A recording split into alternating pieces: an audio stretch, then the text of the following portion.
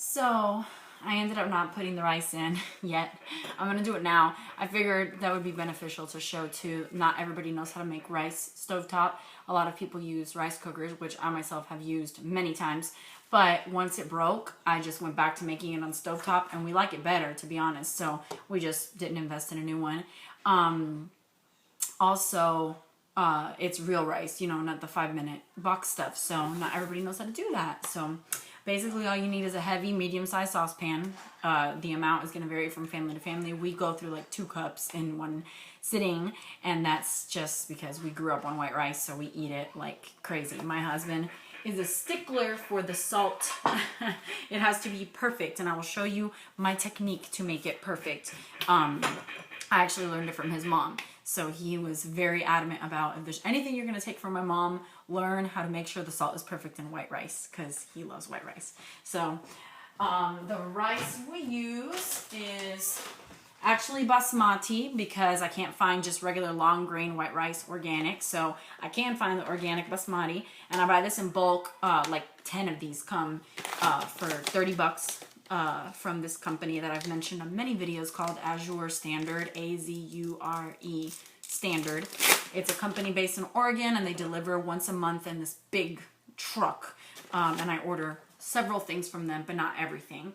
So you'll need a pot about this size or so, and you'll need a lid. And I use aluminum foil. That's something my mom taught me. I really think it makes a huge difference on how well it contains the steam. So I'm going to use my 2-cup measure. Actually, let's use the 4-cup. The rule of thumb with rice is if you make, it's always half a cup more water than rice. So I'm going to make 2 cups of rice, so I'm going to have 2.5 cups of water.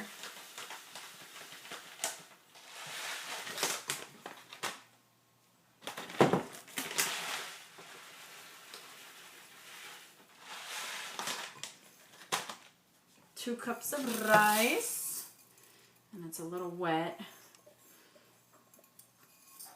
And then 2.5 cups of water in here.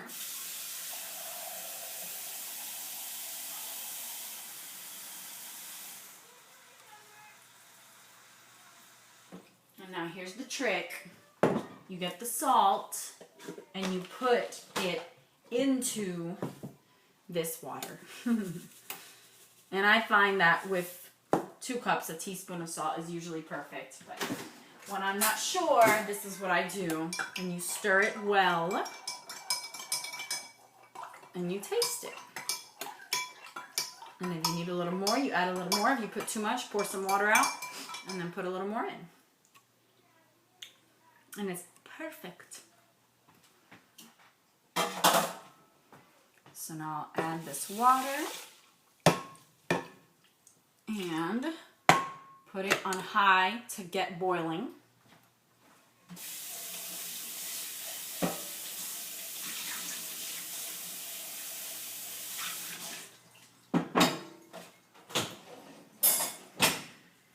You want to use some foil to seal the top, and then you can actually save that foil because it doesn't get dirty unless it boils over.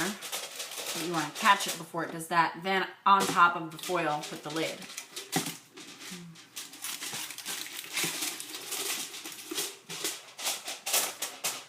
And that should keep in all the steam. And the steam is very important because that's what cooks the rice.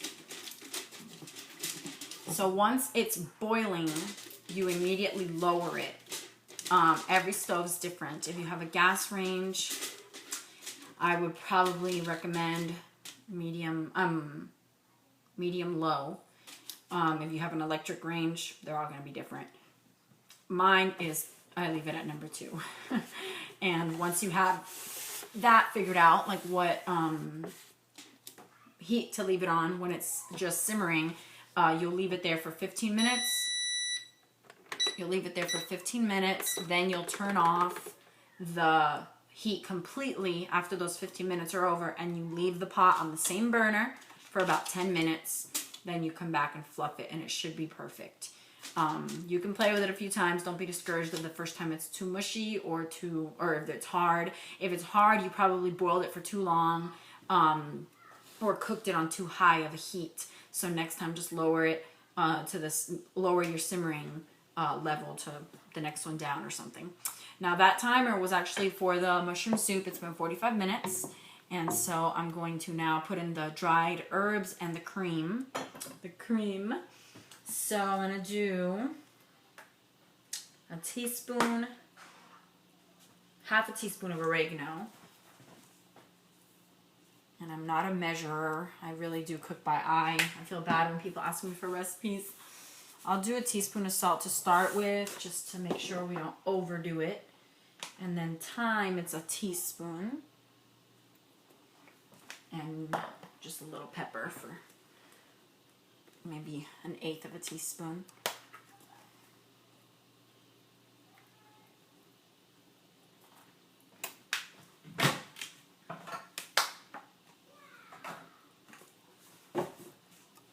And now the cream.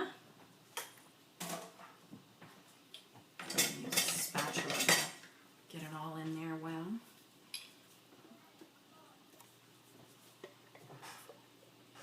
And now after this, I think the rice is boiling, so I'm going to lower that heat. Now this soup, after the herbs and the cream are put in, it's going to simmer for another 20 to 30 minutes. And then it should be ready. My chicken has been in there for about 45 minutes as well. So I'm going to flip them. Joelle, you need to go over there and tell him, do not hit me, Ivan. Yes. I saw you guys. If you want it back, you guys are gonna have to go down there and pick it all up, son. That's not what you do. Alright, so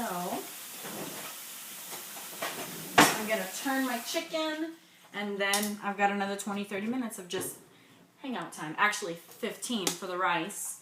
I'll come back, turn that off, and then I'll have to come back again, maybe 20 minutes after that, for the soup and the chicken. Shouldn't take too much longer.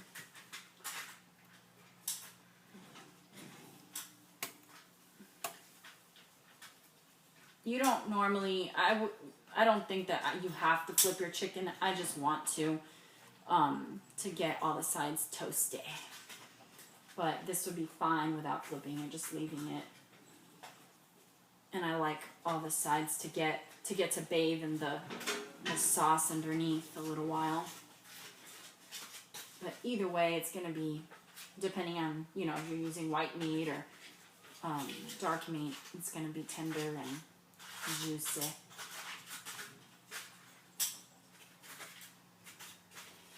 And that's pretty much it for now.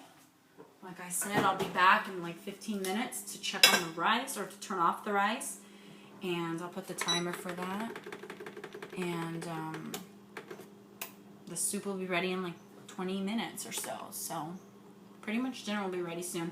I don't tend to do like the whole platters for every item on the table. I do that when we have company sometimes, but also sometimes when we have company, I say go to the kitchen buffet style. My husband would much rather, just have his plate served and less cleanup time after dinner. We're just more free to go play and with the kids and hang out and relax. So the platters are beautiful, and it's so nice to have like a family style dinner laid out, but it's more cleanup in the end. I think serving each individual plate is more work on the front end, but less work on the back end, and then the other way around for the family style dinner. So I'll be back to show you the finished product. And yeah, I hope you're enjoying this.